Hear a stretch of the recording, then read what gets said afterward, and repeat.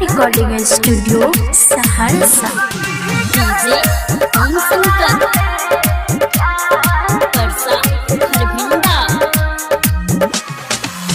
सुन गे जोगिनिया कैसा रोग लगैलाही मिलै छैन दिलवा में चैन गे। अच्छा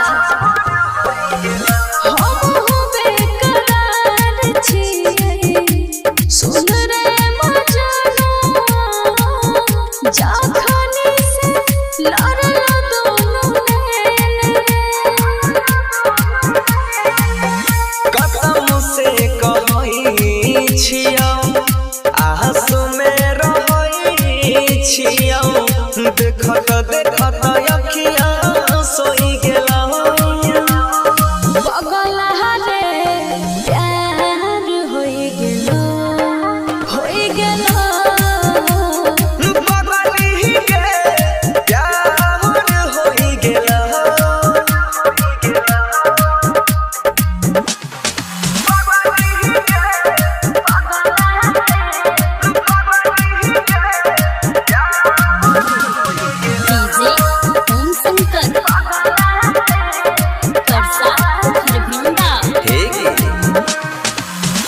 बारी फुर्सत से बनैल कोरै चुरैच के जाहि न देबो नजरी से बच के। धार कोई छदिल हमरो सीना के भीतर रे एक नाम राई नहीं कर रे।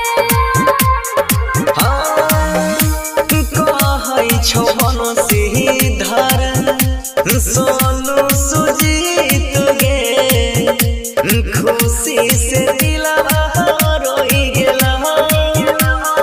पगल हरे प्यार होई गेलो